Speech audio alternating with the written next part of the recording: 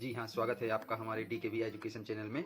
और 8th grade अभ्यास पुस्तिका गणित 8 में आज हम आपको बताएंगे एक चर वाले रैखिक समीकरण। तो ये दूसरा टॉपिक है, एक चर वाले रैखिक समीकरण। तो इसको आज हम आपको बताएंगे। हाँ, तो सीधे हम आपको ले चलते हैं प्रश्नों की ओर। और सबसे पहले हम आपसे यह कहना चाहते हैं कि यदि आपने हमारे चैनल को सब्सक्राइब नहीं किया हो तो कृपया हमारे चैनल को सब्सक्राइब करें और लाइक करें तथा बेल आइकन को प्रेस कर दें, ताकि जो हमारी नई वीडियो आएंगी उनका नोटिफिकेशन आपको मिलता रहे। तो सबसे पहले हम क्वेश्चन नंबर 1 की तरफ चलते हैं। तो ये लिखा है कि निम्नलिखित में से कौन सा गणितीय कथन समीकरण है। तो अब गणितीय कथन समीकरण को देखना है तो समीकरण किस प्रकार से होता है, जिसमें एक चर हो और एक अचर हो तथा एक बराबर में दूसरी तरफ संख्या हो या जीरो हो। तो इसमें देखिए कोई अचर नहीं है और बराबर में संख्या ही संख्या है। इसमें भी 5 15 5 से छोटा है, बराबर 2x, ये हो नहीं सकता। इसमें 15 बड़ा है लेकिन दोनों क्या है, संख्याएं हैं। तो ये समीकरण नहीं है। लेकिन समीकरण अपना कौन सा है, गणितीय समीकरण कहलाएगा अपना ए। तो अपन ए में इसको गोले को भर लेंगे। अब दूसरा सवाल है 3x धन 2 बराबर 13 में x का मान क्या होगा। तो यहाँ अपन पहले वाले में ए लिख देंगे। अब है 3x धन 2 बराबर 13 में x का मान क्या होगा। तो इसको हल करने पर क्या प्राप्त होगा, जैसे 3x धन 2 बराबर 13, तो ये आ जाएगा 3x बराबर 13 माइनस 2, तो 3x बराबर 11, तो x बराबर 11/3, 11/3। तो कौन सा है इसमें, x बराबर 11/3। तो ये डीमा कौन सा है इसमें, डीमा में डी के गोले को भर देंगे और यहाँ लिख देंगे डी। अब तीसरा क्वेश्चन है कि एक चर वाले रैखिक समीकरण के हल होते हैं। एक चर वाले रैखिक समीकरण के हल कितने होते हैं, शून्य हल, केवल एक हल, केवल दो हल और दो से अधिक हल। तो इसमें कितने होंगे, केवल एक हल होता है। कौन सा होता है इसमें, केवल एक हल होता है। इसमें जैसे कोई समीकरण है उसका हल क्या होगा, कोई समीकरण जैसे इसका हल x का मान एक ही आएगा, दो तो आएंगे नहीं, तो केवल एक हल होता है। तो इसमें कौन सा है, बीमा। इसके गोले को भर देंगे, यहाँ लिख देंगे बी। अब अगला क्वेश्चन है कि दो संख्याओं का योग 16/7 है। यदि एक संख्या 11/7 है तो दूसरी संख्या कौन सी होगी। तो जैसे दो संख्याओं का योग क्या है, 16/7, तो पहली संख्या x है और दूसरी 11/7 है, इसका मान 16/7 होगा। तो x बराबर 16/7, ये इस तरफ जाएगा तो ऋण का 11/7 हो जाएगा, लघुत्तम 7 आएगा। तो 16 ऋण 11 बराबर 5/7। इसमें कोई 5/7 दिख रहा है, सीमा दिख रहा है, तो ये कौन सा होगा इसमें, सीमा। कौन सा होगा, सीमा। तो इसके गोले को भर लेते हैं, ये सीमा इसका आंसर होगा, यहाँ लिख देंगे सी। अब है अगला क्वेश्चन 5वां, किसी संख्या के तिगुने में 15 जोड़ने पर 93 प्राप्त होता है, वह संख्या कौन सी होगी। किसी संख्या के तिगुने में, मान लो संख्या x है तो इसके तिगुने में कितना है, 15 जोड़ने पर 15 जोड़ दिया तो कितना प्राप्त होता है, 93। तो ऐसे ही इसमें 3x बराबर 93 ऋण 15 आ जाएगा, इस तरफ जाएगा तो 3x बराबर 93 में से 15 जाएगा, 13 में से 5 गई 8, 9 में से 1 हासिल हो जाएगी तो 2 गई 7, तो x बराबर हो जाएगा 78/3। काट देंगे, 3 एकम 3, 3 18, 3 एकम 3, 3 दूनी 6, 1 बचेगा, 3 18, कितना होगा 26। तो कौन सा है इसमें, 26 पहला। कौन सा है इसमें, पहला। तो इसको गोला कर देंगे और यहाँ लिख देंगे ए। तो ये ऑप्शन वाले सवाल आपको बहुत अच्छी तरह से हमने समझाया है और आपको समझ में भी आ गए होंगे। इस तरह से इन गोलों को भरना है और इसके ऑप्शन को यहाँ ABCD जो सही है वो लिख देते हैं। अब प्रश्नों की तरफ बढ़ते हैं। तो सबसे पहला है कि हल कीजिए 5x ऋण 3 बराबर x धन 2। तो इसको हल करते हैं, जैसे यहाँ लिखा 5x ऋण 3 बराबर x धन 2। तो x एक तरफ कर लेंगे, चर एक तरफ। हमने बताया था कि ये x क्या कहलाते हैं, चर, और ये जो संख्या है वो कहलाती है अचर। तो x वाले एक तरफ कर लेंगे तो 5x, ये x इस तरफ जाएगा बराबर किस तरफ, तो ऋण का हो जाएगा धन 2, और ये इस तरफ आएगा तो कै का होगा, ऋण का है तो कै का हो जाएगा धन का। तो ये 5/3 5x ऋण x बराबर 2 धन 3 बराबर आ जाएगा ये 5x में से x जाएगा, क्या बचेगा 4x बराबर 5। तो x बराबर ये 4 बटे में आ जाएगा, तो ये आ जाएगा 5/4। यही x बराबर 5/4 यही आपका आंसर होगा। अब अगला सवाल 7वां है, किसी संख्या को 8 से भाग दिया जाता है तो परिणाम ऋण 3 प्राप्त होता है, संख्या ज्ञात कीजिए। तो सबसे पहले किसी संख्या को, माना संख्या क्या है, माना संख्या x है, तो किसी संख्या को 8 से भाग दिया जाता है तो परिणाम ऋण 3 प्राप्त होता है। तो x को क्या है 8 से भाग देंगे तो परिणाम क्या प्राप्त होगा, ऋण 3। तो x बराबर क्या हो जाएगा, ऋण 3 गुणित ये इसका गुणा हो जाएगा 8 बराबर x का मान हो जाएगा x बराबर 8 × 24, चिन्ह का रहेगा ऋण का, तो ऋण के 24 यही आंसर होगा, यही क्या होगा आंसर होगा। अब अगला 8वां क्वेश्चन है कि रमेश ने एक संख्या सोची, उसका 2 गुना किया और उसमें 20 जोड़ा, परिणामी संख्या को 25 से भाग देने पर 4 प्राप्त होता है, वह संख्या क्या है। तो सबसे पहले रमेश ने एक संख्या सोची, क्या सोची, माना x सोची, उसका 2 गुना किया, उसको कितना किया 2 गुना किया और उसमें 20 जोड़ा, और उसमें क्या किया 20 जोड़ा, परिणामी संख्या को 25 से भाग देने पर। अब ये जो इसका है कि रमेश ने एक संख्या सोची x, उसको दोगुना किया और उसमें 20 जोड़ा, तो उसका परिणामी संख्या हो गई ये, और उसमें कितने का भाग दिया 25 का भाग देने पर 4 प्राप्त होता है, क्या प्राप्त होता है 4 प्राप्त होता है। तो अब इसको हल कर लेंगे, ये आ जाएगा 2x धन 20 बराबर 25 चौके क्या हो जाता है 3 गुणा हो जाएगा 25 चौके 100। अब 2x बराबर 100, ये इस तरफ जाएगा तो क्या का हो जाएगा ऋण का 20। तो x बराबर 100 में से 2x बराबर 100 में से 20 जाएगा, क्या बचेगा 80। तब x बराबर क्या हो जाएगा 80/2 बराबर 40। तो x बराबर क्या आ जाएगा 40, ये अपना आंसर हो जाएगा।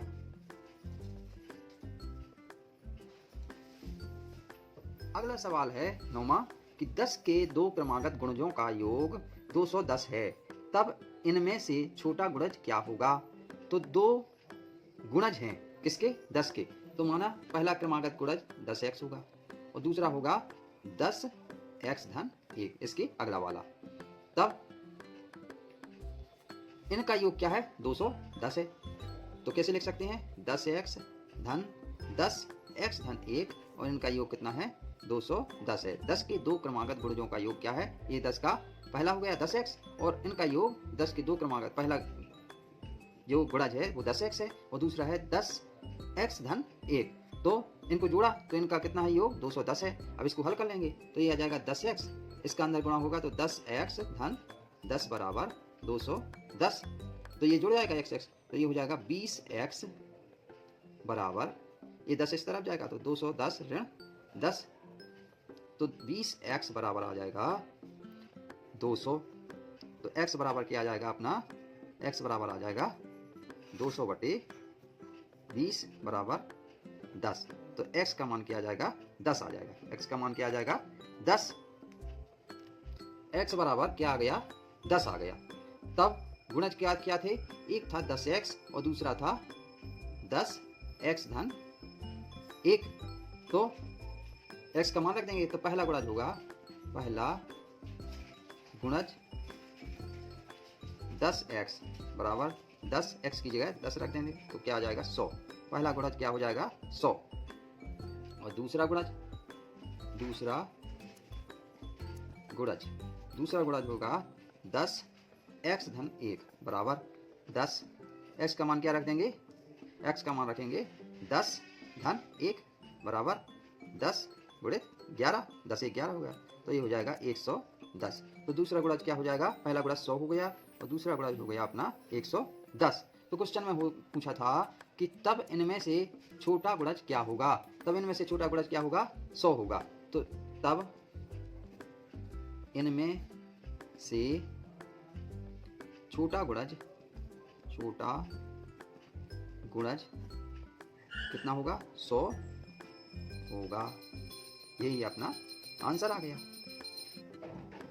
अब क्वेश्चन नंबर 10 है कि x के किस मान के लिए निम्न आकार का परिमाप 186 सेंटीमीटर है। तो इसको ज्ञात करना है, तो इसको ज्ञात करते हैं कि दिया है आयत का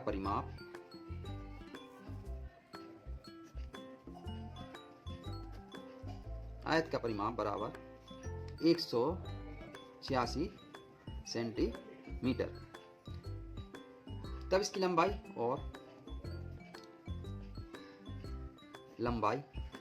बराबर दिया है 2x धन 66 और चौड़ाई है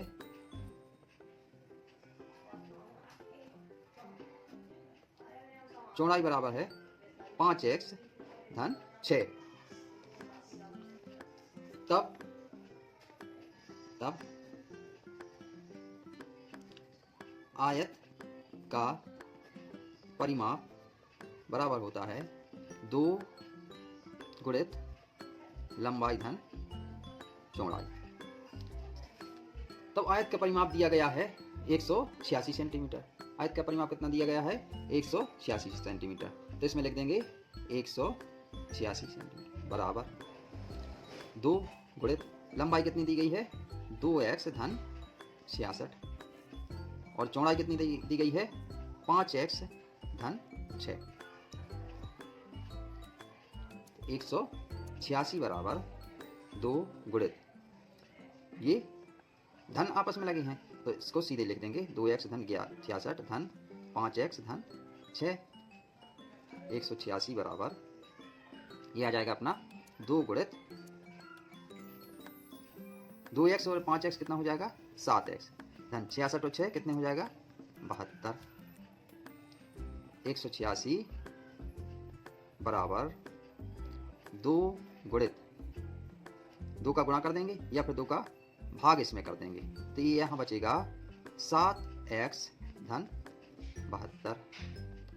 तब 186 बटे 2 और ये आ जाएगा 7x धन 72, कोष्ठक में से निकाल देंगे तो ये आ जाएगा 186 बटे 2 और ऋण का 72 बराबर 7x। इसको उल्टा भी लिख देंगे, ऐसा लिख सकते हैं कि 7x बराबर 186 बटे 2 ऋण 72। तो x बराबर हो जाएगा, नीचे भाग दे देंगे इसमें, तो 1 बटे 7, ये 186 है, 2 का लघुत्तम आ जाएगा तो 186 और 72 दूनी 2 का, ये 2 इसमें लघुत्तम आएंगे तो ये हो जाएगा 4 और 7 दूनी 14, 144। तब x बराबर 1 बटे 7 और 86 में से 144 घटा देंगे 2, 4 बटे 2, ये 21 आ जाएगा। 2 से काट देंगे, ये कितना बार कटेगा, 21 बार, 2 एकम 2 और 42, 21 दूनी 42। तो ये आ जाएगा अपना 1 बटे 7, x का मान आ जाएगा 1 बटे 7 गुणित 21, 7 से काट देंगे, 7 × 21, तो x बराबर क्या आ जाएगा, 3। x बराबर क्या आ जाएगा, 3। तो x का मान क्या आ जाएगा, 3। यही आंसर होगा। अब 11वां सवाल है कि एक बढ़ई एक पलंग बनाने के लिए 2600 रुपये लेता है। इसमें प्रयोग की गई सामग्री की लागत 1100 रुपये है तथा मजदूरी 200 रुपये प्रति घंटा है। बढ़ई ने कितने घंटे कार्य किया होगा। तो मान लो कोई पलंग बनता है तो उसकी कीमत क्या है, 2600 रुपये है और इसमें प्रयोग की गई सामग्री, और जो सामग्री लगती है वो 1100 की लगी तथा मजदूरी है 200 रुपये प्रति घंटा। 200 रुपये प्रति घंटा की तरह 200 रुपये प्रति घंटा की मजदूरी लगती है। तो बढ़ई ने कितने घंटे कार्य किया, तो ये बताना है कि बढ़ई ने कितने घंटे कार्य किया। तो इसका हल है कि पलंग की बनवाई कितनी है, 2600 रुपये। पलंग की बनवाई बराबर कितनी है, 2600 रुपये। और सामग्री की लागत कितनी है, इसमें सामग्री की लागत है 1100 रुपये। सामग्री की लागत बराबर कितना है, 1100 रुपए। तब मजदूरी कितनी लगेगी, तब लिख दो तब मजदूरी लगेगी, कितनी लगेगी 2600 रुपये। इसमें से 1100 रुपये कम कर दो तो ये कितना आ जाएगा 1500 रुपये। 26 में से 1100 गए तो कितने हो जाते हैं 1500 रुपये हो गए। तब मजदूरी कितनी कैसी लगती है, मजदूरी तो 1500 रुपये लगेगी, लेकिन निकालना क्या है कि बढ़ई ने कितने घंटे कार्य किया। तब इसके लिए तब मजदूरी बराबर है 200 रुपये प्रति घंटा।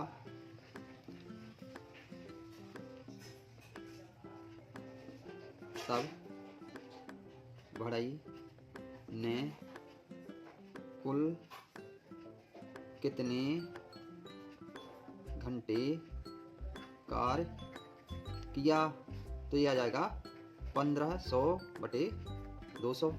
2 जीरो से 2 जीरो कट जाएगा, 2 जीरो से 2 जीरो कट गए, क्या बचेगा 15 बटे 2। तो इसको कैसे लिख सकते हैं, 2 का भाग देंगे तो ये आ जाएगा 7.5। मतलब अतः बढ़ई ने 7.5 मतलब 7.5 घंटे कार्य किया। अतः बढ़ई ने 7.5 घंटे कार्य किया। यही अपना आंसर आ जाएगा कि बढ़ई ने 7.5 घंटे कार्य किया। अगला सवाल है कि समीकरण हल कीजिए। z/2 ऋण 1/5 बराबर z/3 धन 1/4। तो इसको हल करना है। इसको हल करेंगे तो सबसे पहले z वाली संख्या एक तरफ ले आएंगे, तो z/2 ये धन की है तो ये आ जाएगी ऋण की, z/3 ऋण का बराबर 1/4 और इस तरफ ये आएगा तो क्या हो जाएगा धन का 1/5।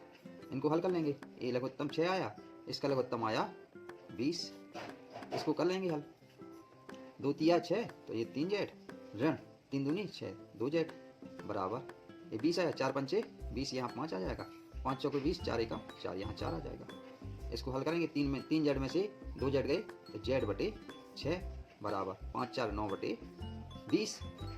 तो z बराबर फिर ये गुणा हो जाएगा इसका, तो ये हो जाएगा 6 नारे 54/20। तो z बराबर 27 और ये इसको काटेंगे तो आ जाएगा 10, तो ये आ जाएगा 10 27/10। तो z का क्या मान होगा 27/10, यही आंसर होगा।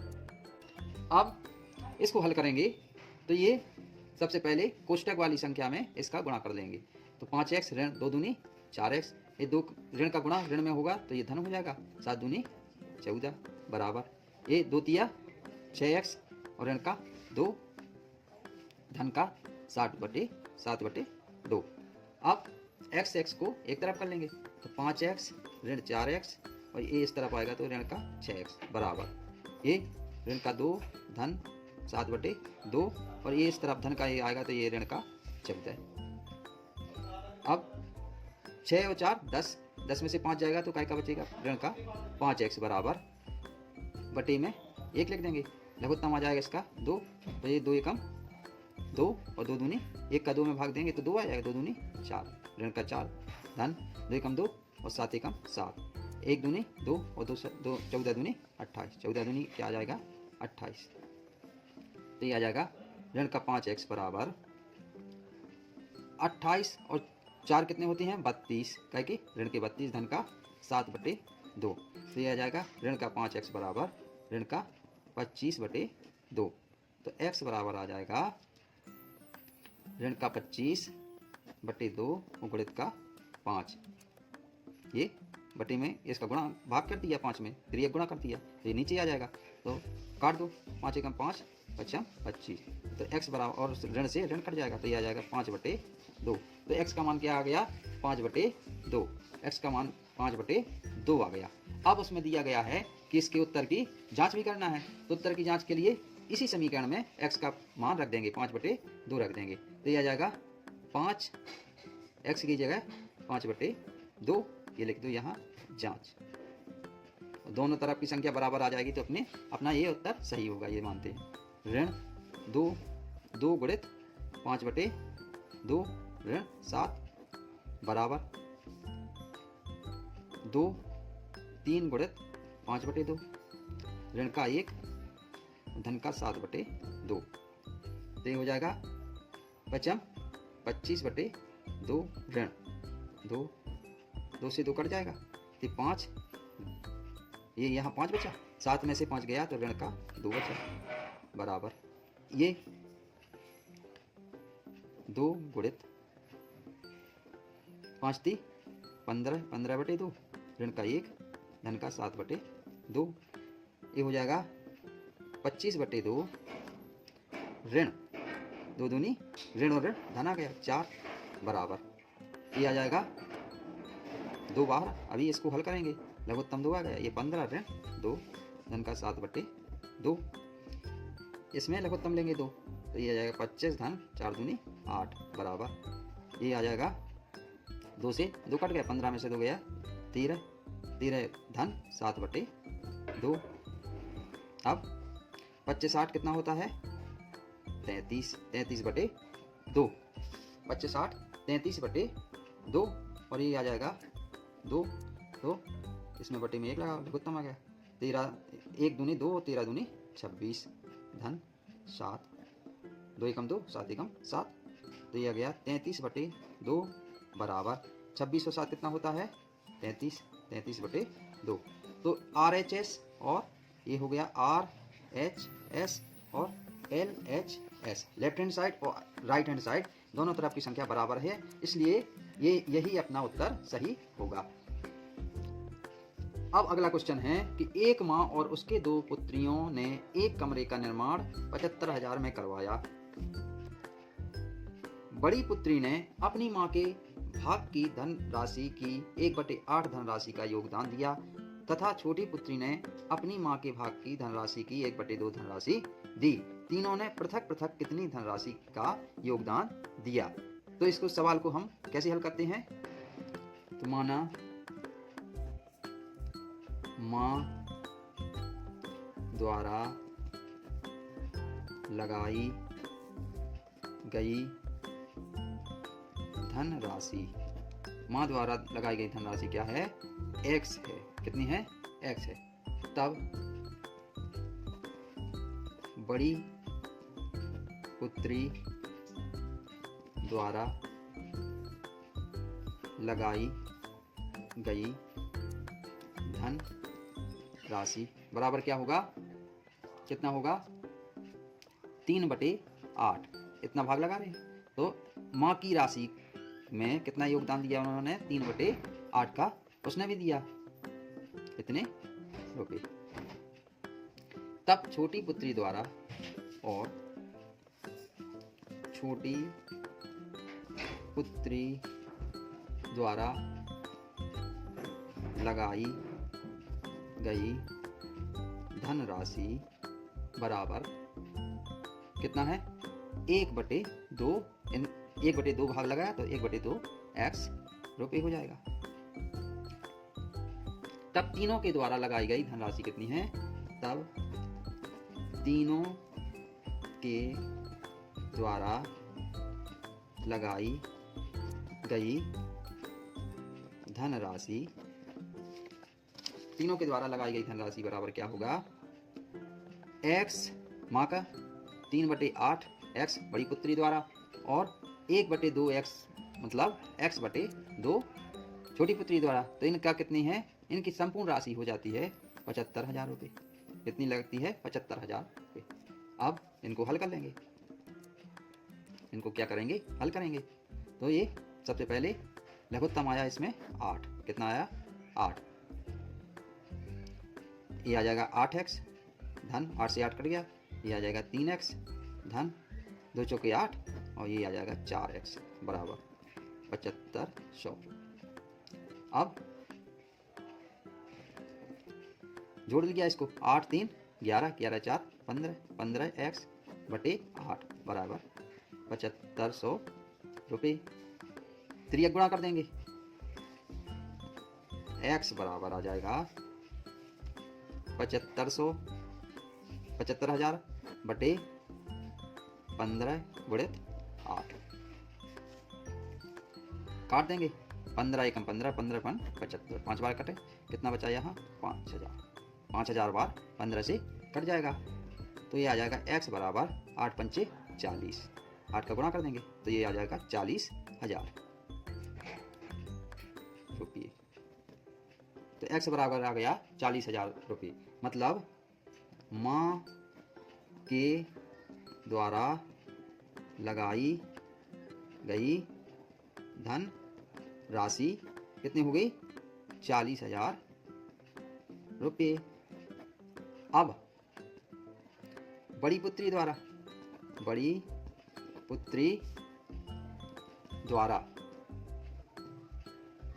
धनराशि कितनी लगाई इन्होंने 40,000 का कितना 3/8 3/8 गुणा है x की जगह रख देंगे 40,000, तो ये कट जाएगा 8 एकम 8, 8 पंचे 40, ये आ जाएगा 5,000।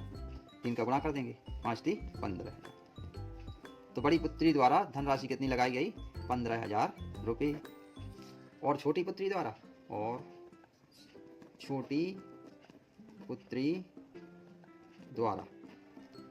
लगाई